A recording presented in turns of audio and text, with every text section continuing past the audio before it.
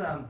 Sometimes when I get up here, I like to go into a little backstory about how I got into magic and mind reading. And when I was starting out, I actually sent emails to a couple of professional magicians and mentalists, or contacted them on Instagram and Twitter. Asked if they could give me advice, and they were all pretty, all pretty responsive. I always got a quick reply.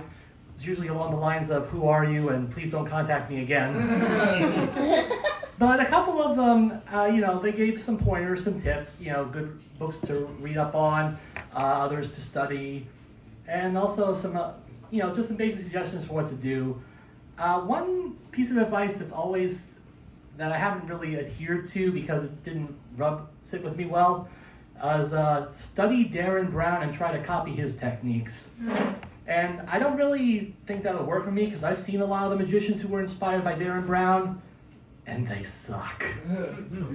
I mean, I'm not disparaging them, but it's just like they're trying to copy his style without really understanding what he does.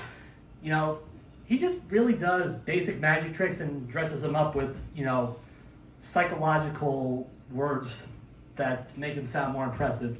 Have anyone here seen Derren Brown stuff?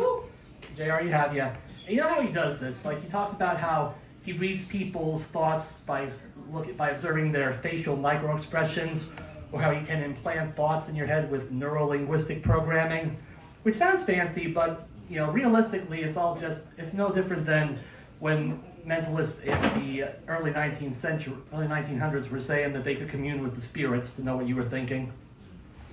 And I just don't like that level of dishonesty. I mean, what's it done for him? It's made him famous around the world. It's gotten him multiple shows and millions of dollars. Okay, on second thought, maybe I will follow his advice. I am a master of psychology. And to demonstrate that, I will use the greatest psychological tool known, a deck of cards. Woo! Who'd like to help out? Anyone? Jay, you gotta use your pipe. Line up, Steve. All right, let's give it a hand. Woo! Steve, right?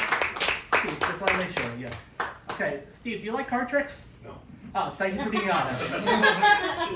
Okay, now, standard card trick for mentalist is, you think of a card, I'll tell you what it is. It's pretty basic, but I want to demonstrate my psychological mastery, which is why I am going to make you think of a card. Okay, first thing you need to show, perfectly ordinary deck, right? Yes. Good. Now, I'm going to implant the image of a card from this deck into your mind. First, we're going to focus on the suit.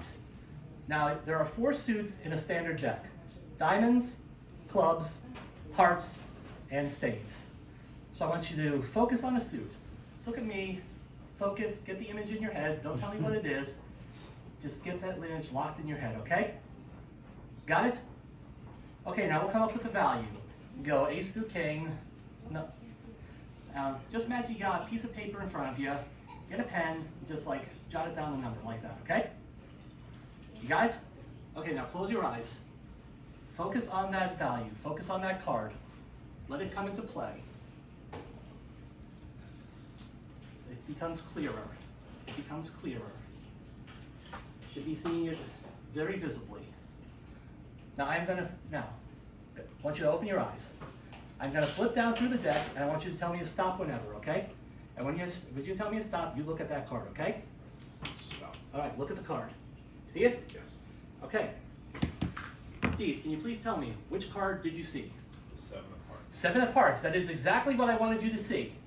See, I did a little bit of psychological priming. When I went through the suits, I emphasized hearts to get that locked in your head. And when I asked you to focus, form my hands like this, shape of a heart. I could have done diamond too. Spades or clubs, I'd have to be like triple jointed to pull that off. And then when I asked you to write down the value, I told you to imagine the pen writing it down, made the shape of a 7.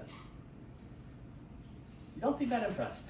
Neither does the rest of the crowd, and I'm going to be honest with you. When your eyes were closed, I switched the deck. Though I'm still wondering exactly how you saw a 7 of hearts, because all the cards are blank. Ooh. So maybe there is something to this psychological stuff. I still have to look into it. But anyway, thank you, Steve. Thank you, everyone.